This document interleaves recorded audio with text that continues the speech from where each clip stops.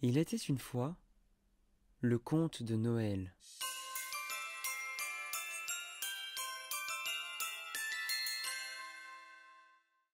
Nous sommes à Nanterre, dans le vieux quartier du centre-ville, tout près de la cathédrale Sainte-Geneviève. Dans une rue tordue comme un croissant de lune, se trouve une charmante petite maison avec juste un étage. Au rez-de-chaussée, on aperçoit à travers la fenêtre un atelier de santon. Frances habite là depuis son mariage, il y a de nombreuses années. Il est originaire du sud de la France, plus précisément de Provence, où le prénom François se dit Frances. Sa famille fabriquait des santons et lui aussi est devenu santonnier. Sa femme, préférant habiter la région parisienne, a installé son atelier de santon au rez-de-chaussée de leur maison. Maintenant, sa femme s'en est allée rejoindre le bon Dieu et il vit seul en compagnie de César, son chat. Frances est grand-père de 2 petits-enfants, Marius et Fanny. Comme leurs parents ont dû s'absenter quelque temps à l'étranger pour leur travail, Frances a accepté avec joie de s'occuper des enfants qui sont venus habiter chez lui pendant leur absence.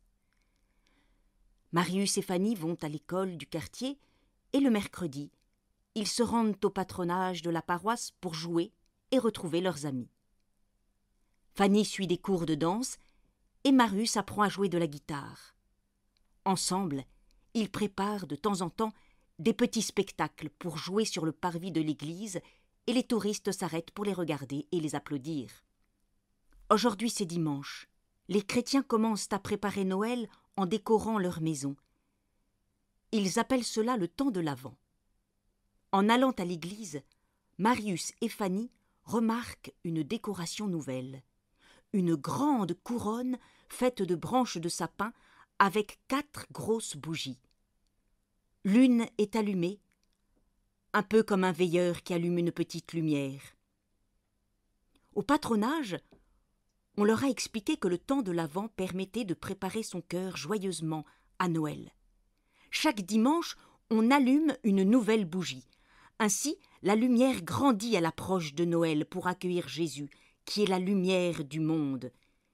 Ils ont même fabriqué une couronne de l'Avent en papier pour décorer leur chambre et les aider à prier. En rentrant du patronage, mercredi, Fanny a des étoiles plein les yeux. « Grand-père, lui dit-elle, le curé de la paroisse a reçu un courrier annonçant un projet de spectacle fait par des enfants et des jeunes de toute l'île de France pour la réouverture de Notre-Dame. Il nous a dit que, comme je dansais bien et que Marius jouait bien de la guitare, on pourrait y participer, si les parents sont d'accord. Oh, grand-père, ce serait tellement merveilleux. »« J'en suis sûr, dit le grand-père. Vos parents seront d'accord. Mais où est Marius? Il n'est pas rentré avec toi? Non, il est resté parler avec son copain Michael, mais il m'a dit qu'il rentrerait rapidement. Allons à sa rencontre. J'en profiterai pour acheter du pain ainsi que de l'huile, dit le grand-père. En sortant de la boulangerie, ils aperçoivent au loin Marius qui semble en pleurs. « Pourquoi tu pleures ?» lui demande Fanny. « Oh, Fanny, je suis désolée. Il s'est passé un accident épouvantable. Je descendais les marches, là-haut, et j'étais si pressée que je suis tombée. Je ne me suis pas fait mal, mais j'ai lâché le sac avec ma guitare et tes chaussons de danse. Il est tombé dans les escaliers, il ne s'arrêtait plus, il a tout dévalé jusqu'à la rue. Une voiture est arrivée à ce moment-là. Oh, Fanny !» Fanny comprend que la guitare et les chansons sont écrasées et inutilisables, et elle se met à pleurer à son tour. Fini le beau rêve de faire partie du spectacle. Ce soir-là, les parents de Marius et Fanny appellent pour prendre de leurs nouvelles. Apprenant ce qui vient de leur arriver, ils sont tristes eux aussi. Mais ils ne savent pas quoi faire. Ils déploient des trésors d'imagination pour leur remonter le moral. Avant de les embrasser très fort et de raccrocher, les parents de Marius et Fanny leur redisent « Travaillez bien et n'oubliez pas d'aider votre grand-père. » La fin de la semaine est un peu morose. Même César, le chat, a l'air un peu triste. Fanny et Marius ont mis dans leur coin prière la couronne de l'Avent fabriquée au patronage et dont ils ont coloré la première bougie. Chaque soir, ils remercient Jésus pour les beaux moments de la journée. Maintenant, ils lui confient aussi leur tristesse de ne plus pouvoir participer au spectacle pour la réouverture de Notre-Dame. Pendant qu'ils sont à la messe avec leur grand-père, Fanny et Marius remarquent que la deuxième grosse bougie de la couronne de l'Avent est allumée. En sortant, Marius dit à Fanny « Tu as entendu ce qu'a dit le prêtre ? Préparer le chemin du Seigneur. Il nous a expliqué que c'est à chacun de nous de se préparer à la venue de Jésus. Tu as des idées, Fanny ? On pourrait commencer la crèche, répond-elle. On pourrait plus aider grand-père, en mettant le couvert, par exemple. On pourrait essayer de moins se disputer. Oh, ça c'est dur. Mais c'est le bon moment de s'y mettre. Et puis, Jésus va nous aider. Ce jour-là, Frances, comme tous les matins, descend tôt travailler dans son atelier pour fabriquer des santons. Un matin, il est en train de peindre le santon de la fleuriste quand il entend un bruit curieux, comme si quelqu'un frappait à la porte. Vu l'heure matinale, il se dit « J'ai dû rêver ». Un soudain miaulement de César aurait dû attirer son attention. De nouveau, il entend « Je ne rêve pas », se dit Frances. Et il se dirige vers la porte, intrigué, se demandant qui peut bien frapper à la porte si tôt. En ouvrant la porte, il réalise qu'il neige. Devant lui se tient une jeune femme enveloppée d'un grand manteau, la tête recouverte d'un foulard pour se protéger du froid et de la neige. « Bonjour, Frances !» lui dit-elle avec un accent chantant, lui rappelant sa Provence natale. Il répond à la salutation, tout en se demandant intérieurement comment elle peut bien connaître son prénom et ce qu'elle vient faire chez lui si tôt. Elle poursuit. « Je suis à la recherche de très beaux santons, et j'ai entendu dire que vous étiez le meilleur santonnier de la région. » Frances l'invite à entrer dans son atelier. Elle s'approche des santons exposés et les admire. « Oh, c'est vraiment ce que je cherche. Mes grands-parents sont en maison de retraite, et je voudrais leur offrir une belle crèche quand j'irai les voir le jour de Noël. Oh, je suis sûre qu'ils seront très contents. Est-ce que vous pourrez me faire, pour Noël, tous les santons que je voudrais? Bien sûr, il me faudrait Marie, Joseph et l'enfant Jésus, des bergers avec beaucoup de moutons, des mages avec une caravane de chameaux et aussi une maman avec son bébé, et les grands-parents, le mendiant, la boulangère. » Tout en continuant son énumération, son regard est attiré par deux santons. « Tiens, il y a une danseuse et un joueur de guitare. Mais je les voudrais aussi, tiens, s'il vous plaît. » Et ces santons-là s'appellent Fanny et Marius. Ils représentent mes petits-enfants et je les ai fabriqués pour notre crèche familiale, dit Frances. La jeune femme sourit en insistant. « J'aimerais beaucoup qu'ils soient aussi dans ma crèche. Vous pourriez les accompagner d'un santon de Saint-Nicolas? Et oui, c'est le protecteur des enfants. » Quand la jeune femme a terminé la liste des santons qu'elle souhaite, Frances lui dit « Je vais essayer, mais je n'ai qu'une quinzaine de jours avant Noël, ce sera juste. Ah, je serai tellement content de participer à la joie de vos grands-parents. Je vais vous demander une faveur. » À l'étage, les enfants ont entendu des voix venir du rez-de-chaussée. Il fait encore nuit et c'est inhabituel qu'il y ait du monde si tôt dans l'atelier. Leur curiosité les pousse à descendre discrètement pour écouter à la porte. À ce moment, la jeune femme reprend la parole. « J'ai entendu du bruit. Ne serait-ce pas vos petits-enfants, la danseuse là et le musicien? Ils sont déjà levés. Le grand-père, qui n'a rien entendu, ouvre la porte qui mène à l'escalier. Quelle n'est pas sa surprise de trouver là Fanny et Marius, tout honteux d'être découverts. La jeune femme ne leur laisse pas le temps de s'expliquer, et elle leur dit « Oh, mais comme je suis contente de faire votre connaissance! J'ai vu les santons qui vous représentent. Toi, Fanny, tu aimes beaucoup danser, hein? Et toi, Marius, tu aimes jouer de la guitare, je crois. Mais c'est magnifique! Dis donc, peut-être qu'un jour vous ferez un spectacle. Oh! Oh, ce serait formidable, tiens, et je viendrai vous voir. » Marius prend alors la parole. C'est que on devait faire partie d'un spectacle pour la réouverture de Notre-Dame, mais nos affaires de danse et la guitare ont été cassées par accident, et nous sommes très tristes, car sans elles, on ne peut plus y participer. Ah, et je comprends votre tristesse, réplique la jeune femme, et j'espère vraiment que les choses vont s'arranger. Mais il faut toujours garder confiance, c'est bientôt Noël. N'oublie pas que c'est une fête joyeuse. Allez, vous allez prendre votre petit déjeuner pendant que je termine de parler avec votre grand-père. Les enfants partis, c'est le grand-père qui reprend la conversation interrompue. Avant l'arrivée des enfants, j'allais vous demander une faveur. Maintenant, vous savez ce qui rend mes petits-enfants si tristes.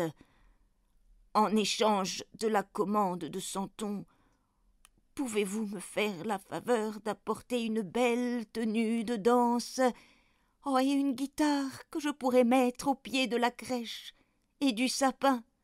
Ce serait une si belle surprise pour les enfants.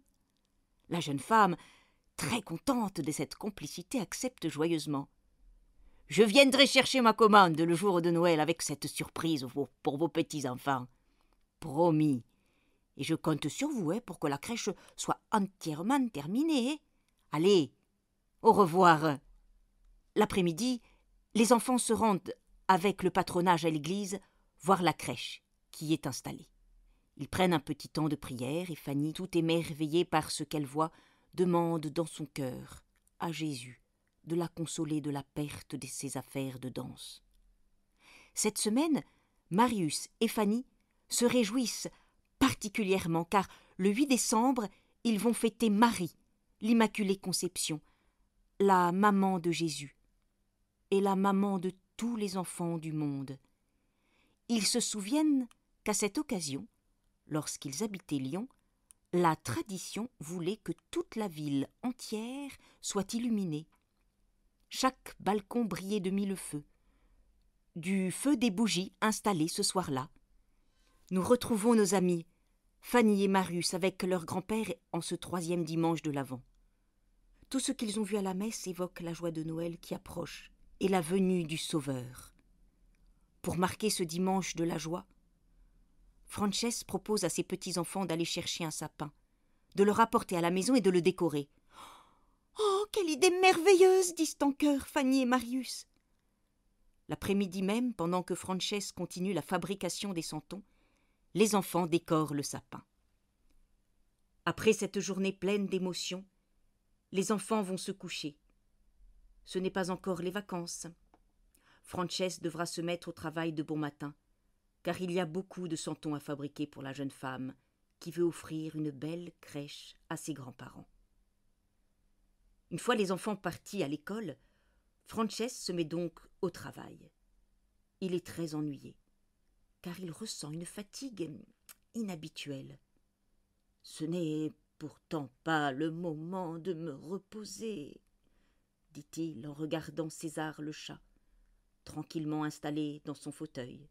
« Je vais commencer à faire le santon scout. » Il connaît bien les scouts de sa paroisse qui rendent facilement les services, notamment auprès des personnes seules ou âgées.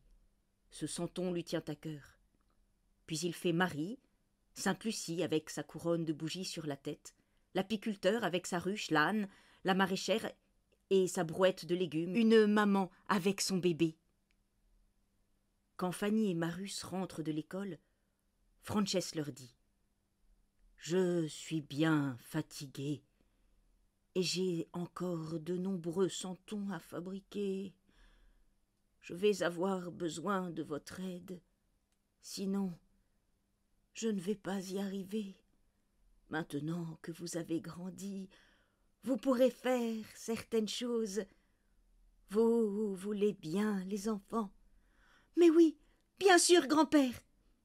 Le mercredi matin et le samedi, on pourra t'aider, répondent ensemble les enfants. Frances semble soulagée. Mercredi matin, Marius et Fanny se retrouvent dans l'atelier pour aider leur grand-père, comme promis. Frances distribue les tâches. Toi, Marius, je t'ai déjà montré comment mouler un santon. C'est toi qui en seras chargé. Toi, Fanny, tu nous apporteras le matériel dont nous avons besoin. Aujourd'hui, voilà les santons que nous allons faire. Le bœuf, Joseph, un berger avec plusieurs moutons. Si on a le temps, on fera aussi les 3 rois mages. Fanny, tu apportes les moules et l'argile à Marius. Pendant ce temps, je m'occupe de la cuisson des santons et je peins ceux qui sont déjà cuits. Tu m'apporteras les tubes de couleur dont j'aurai besoin. César, réveillé par toute cette agitation, saute d'un bond sur l'établi. Mais le grand-père intervient. « Tu veux nous aider, toi aussi? Allez, descends de là, coquin !» Le chat redescend sans demander son reste. Quand chacun se met au travail, on dirait une ruche. Pendant ce temps, César est retourné dans le fauteuil de Frances, où il aime bien s'installer, dormant d'un œil. Alors qu'il ne fait rien, il semble le plus fatigué. Le samedi, les enfants rejoignent à nouveau leur grand-père dans l'atelier. Si la commande avance bien, il reste encore un certain nombre de santons à faire et Frances montre de plus en plus de signes de fatigue. Il travaille plus lentement, s'arrête souvent. Plusieurs fois dans la matinée, il est allé s'asseoir en compagnie de son chat César, qu'il affectionne tant. César s'installe alors sur ses genoux en ronronnant. « Tiens, se dit le grand-père à voix haute, il ne faut pas oublier de faire le santon du chat. Et puis, j'ai aussi promis de faire une petite danseuse et un musicien avec sa guitare. Oh, il y a encore tant à faire. » Quand Fanny entend son grand-père parler de la danseuse et du musicien, une grande tristesse l'envahit. Ce serait vraiment trop dur de ne pas participer au spectacle à cause de nos affaires cassées, pense-t-elle. Puis elle se ressaisit, car ce qui l'inquiète le plus pour le moment, ainsi que Marius, c'est de voir leur grand-père si fatigué. Oh, pourvu qu'il ne tombe pas malade, ce serait trop triste qu'il soit cloué au lit pour Noël, se disent Marius et Fanny.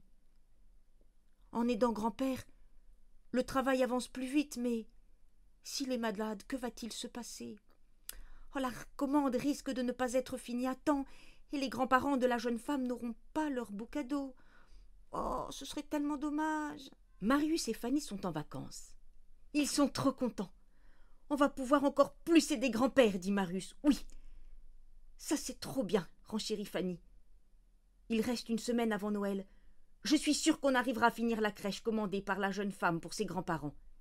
Et puis, ajoute Marius, au moins pendant ce temps-là, on ne pense pas à nos affaires cassées.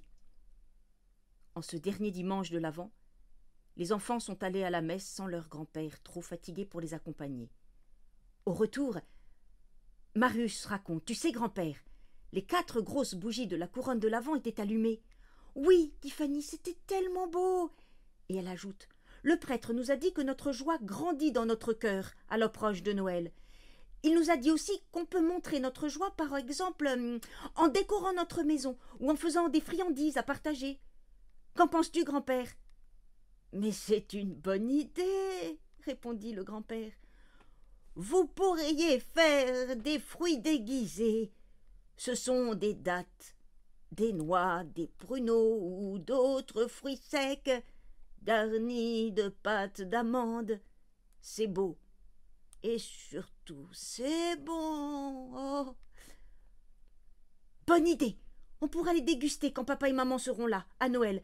Ils aiment beaucoup ça, dit Marius. On pourra aussi en donner à la voisine, s'ajoute Fanny. En entendant parler de friandises, le chat dresse une oreille. Eh non, tu n'en auras pas, toi, dit grand-père en le caressant. Ce n'est pas bon pour toi, mais je te promets, tu auras tes croquettes préférées. Les enfants sont tout excités à l'idée de ces préparatifs à l'approche de Noël, et dans un coin de leur tête, ils essaient de croire que tout finira par s'arranger et qu'ils pourront participer au spectacle pour la réouverture de Notre-Dame. Maintenant, les enfants aident de mieux en mieux leur grand-père. Toutefois, il y a certaines tâches qui leur sont défendues. Cuire les santons, car ils pourraient se brûler avec le four, et peindre les santons, car c'est un travail d'artiste très minutieux. C'est ce qui fait la beauté et la réputation des santons de Frances, et dont il est très fier. Ce lundi, l'inquiétude des enfants grandit en voyant que leur grand-père reste de plus en plus longtemps assis dans son fauteuil. « Il reste combien de santons à faire » demande Marius. « Encore beaucoup » répond Frances d'une voix fatiguée. « Des enfants comme vous qui vont à l'école avec leur sac à dos, un couple de grands-parents qui représentent ceux de la jeune femme, un étranger qui est accueilli par quelqu'un, un pauvre qui quête comme celui que l'on voit à la sortie de l'église. « Est-ce que je peux en ajouter un, grand-père? Il est tellement important aussi celui-là, demande Fanny. Au patronage, on nous a parlé de Carlo Acuitis. C'est un jeune qui a vécu il n'y a pas si longtemps. Il nous ressemble un peu. Il jouait aux jeux vidéo et au foot. Il aimait passionnément Jésus et voulait le faire connaître. Comme il était très doué en informatique, il s'est servi de ses dons pour faire connaître Jésus. Il est mort en 2006, à l'âge de 15 ans. Le pape l'a béatifié en 2020. On pourrait le représenter tenant son ordinateur. Cela fait encore beaucoup. Oh, aurais-je le temps et la force? Et l'enfant Jésus n'est toujours pas fait, dit le grand-père d'une voix inquiète et fatiguée. Les enfants continuent de travailler à la confection des santons, tout en jetant particulièrement un œil sur leur grand-père, qui ne quitte plus son fauteuil. À un moment, il leur dit « J'ai l'impression d'avoir de la fièvre. Je serai mieux dans mon lit. Pouvez-vous m'aider à monter ?» Une fois le grand-père installé dans sa chambre, Marius le dit. « Ce n'est pas raisonnable de rester comme ça. J'appelle le médecin. » Peu après, le médecin arrive et examine Frances. Comme il le connaît bien, il le réconforte. « Ce n'est pas grave, juste un bon rhume. Vous avez trop travaillé. Il faut vous reposer jusqu'à Noël si vous voulez profiter de la fête avec vos petits-enfants et leurs parents qui seront là. Je compte sur vous, les enfants. Veillez bien sur votre grand-père. » Frances ne peut qu'obéir à son médecin, tout en étant très malheureux de ne pouvoir aider ses petits-enfants à terminer la crèche. Mais il sait qu'il peut leur faire confiance. Les deux enfants ont beaucoup appris depuis qu'il l'aide, et ils peuvent continuer sans lui, même pour les tâches difficiles interdites jusque-là. Ils sont très appliqués et minutieux quand ils peignent les santons, comme leur grand-père. Fanny et Marius, rassurés quant à la santé de Frances, décident de relever le défi de terminer la crèche à temps. Pendant les 4 jours qui les séparent de Noël, ils travaillent d'arrache-pied. Ils vont souvent voir leur grand-père dans sa chambre pour prendre de ses nouvelles, lui apporter ses repas et lui montrer les santons qu'ils ont réalisés. Frances s'émerveille du travail effectué par ses petits-enfants. Ils ont fait tous les santons et ils en sont très fiers. Et ils sont aussi rassurés de voir que Frances reprend des forces. Nous voilà presque arrivés à Noël. Tout semble bien aller.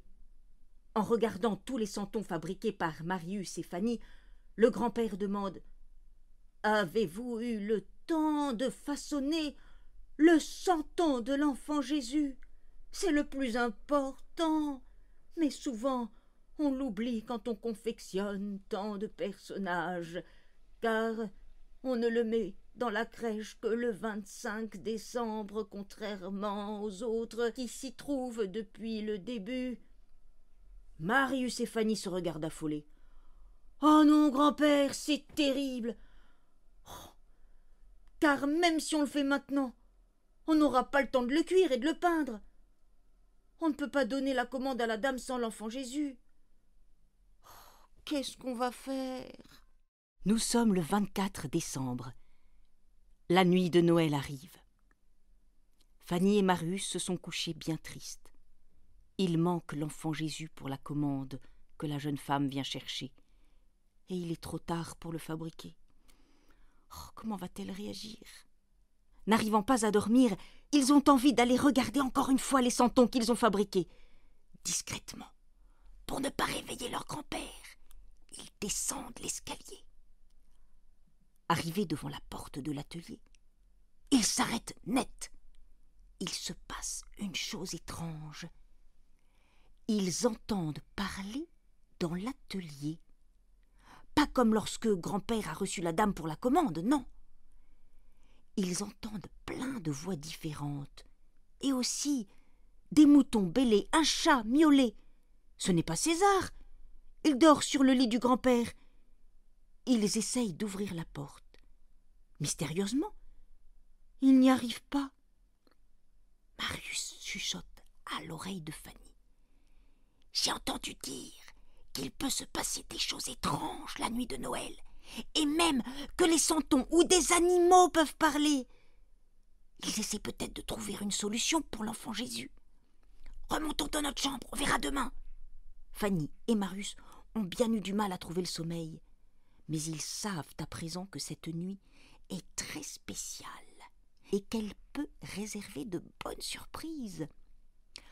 Frances aussi a du mal à s'endormir, très contrariée par cet oubli. Il se demande comment faire à propos de l'enfant Jésus. Mais au lieu de s'inquiéter, Frances se souvient des Noëls de son enfance et des choses très belles qui se sont passées pendant cette nuit-là. Il se souvient de son premier Noël avec sa jeune épouse, dans leur pauvre maison. Il se souvient de la joie de leurs enfants qui grandissaient de Noël en Noël. Il se souvient surtout de l'amour qui toujours débordait quand on se réunissait autour de l'enfant Jésus. Il repense à toutes ces difficultés qui s'étaient évanouies par miracle. Des amis fâchés qui se réconciliaient, des voisins qui ouvraient la porte de leur maison, des malades qui se trouvaient mieux. Alors, finalement, c'est en paix qu'il s'endort, certain que la joie de Noël sera au rendez-vous cette année. Il ne sait pas comment. Il pense alors très fort. Il n'y a plus qu'une chose. Espérer. Comme tous les enfants du monde ce matin-là, Marius et Fanny se réveillent tout excités. « C'est Noël! C'est Noël !» disent-ils en chœur. Quelqu'un frappe à la porte. Oh, c'est la dame qui vient chercher la crèche. Et il manque l'enfant Jésus. Oh, que va-t-elle dire? Se demandent les enfants. Pendant ce temps, Frances descend ouvrir la porte. « Bonjour, Frances, joyeux Noël! Et, comme promis, je viens chercher ma commande. Avez-vous eu le temps de fabriquer tous les santons ?» Entre-temps, les enfants les ont rejoints en pyjama. « Je suis tombé malade, » dit le grand-père, « grâce aux enfants qui m'ont beaucoup aidé. Tous les santons que vous souhaitiez sont là. Enfin, presque. Les santons de l'enfant Jésus. » Les yeux brillants d'émerveillement devant la belle crèche prête à être empaquetée, la jeune dame l'interrompt Frances pour féliciter Fanny et Marius. « Bravo, les enfants! Oh, ces santons sont magnifiques! Mais alors le santon de l'enfant Jésus est particulièrement réussi. Ah, je suis ravie pour mes grands-parents. Oh, je ne sais pas comment vous remercier. » Marius et Fanny se regardent, tout étonnés. Frances est plus surpris encore. Par quel miracle ce santon a-t-il rejoint la crèche?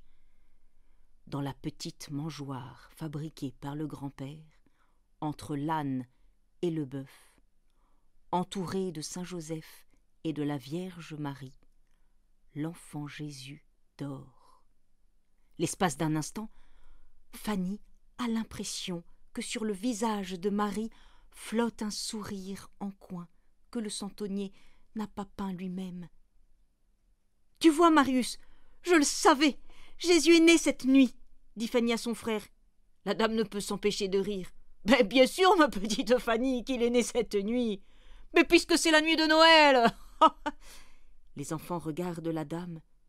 Elle sourit exactement avec le même sourire que Marie dans la crèche. Et il lui sourit en retour. La dame repart, toute contente avec sa commande, ayant déposé discrètement un sac en faisant un clin d'œil entendu à Frances. Marius et Fanny se préparent pour aller à la messe, où ils vont fêter la naissance de Jésus, avec leurs parents revenus de voyage. Le prêtre dépose le santon de l'enfant Jésus dans la crèche, pendant que tout le monde chante joyeusement « Il est né le divin enfant ». Sur le chemin du retour, en rentrant à la maison, Fanny et Marius racontent à leurs parents toutes leurs aventures. « Bravo Fanny, bravo Marius, nous sommes fiers de vous », répondent les parents en les félicitant. Entre-temps, Frances les a rejoints. « Comme je suis heureux que vous soyez arrivés. Nous allons pouvoir fêter la naissance de Jésus tous ensemble. Allons voir à la crèche. Je crois qu'une surprise vous attend, les enfants, dit-il. Fanny et Marius se précipitent. Arrivés à la maison, chacun trouve un joli paquet déposé à côté de leurs souliers. Tout excité, ils déchirent le papier cadeau. Oh, joie! Fanny découvre dans une boîte en carton une très jolie tenue de danse, encore plus belle que celle qu'elle avait. Quant à Marius, ses yeux n'en reviennent pas. C'est bien une guitare qu'il découvre en ouvrant le gros paquet, et les voilà qui sautent et dansent de joie, embrassant leur grand-père et leurs parents, ne sachant pas vraiment qui est à l'origine de ces cadeaux tant espérés. Frances, lui qui se doute bien d'où viennent ces cadeaux, est le plus heureux des grands-pères. « Nous pourrons participer au spectacle! Nous pourrons participer au spectacle !» n'arrête pas de répéter Marius et Fanny. Puis Marius annonce « Nous aussi on a une surprise pour vous !» Les enfants courent chercher une grande boîte ronde que les parents ouvrent. « Ce sont des fruits déguisés qu'on a fait nous-mêmes !» dit fièrement Fanny. « Et on en a aussi fait pour la voisine !» rajoute Marius. « Bravo les enfants, merci! On va se régaler !» s'exclament les parents. « Que c'est bon de se retrouver tous ensemble pour fêter la naissance de Jésus !» se disent-ils. « Ce Noël est encore plus beau que tous les autres. Quelle grande joie !»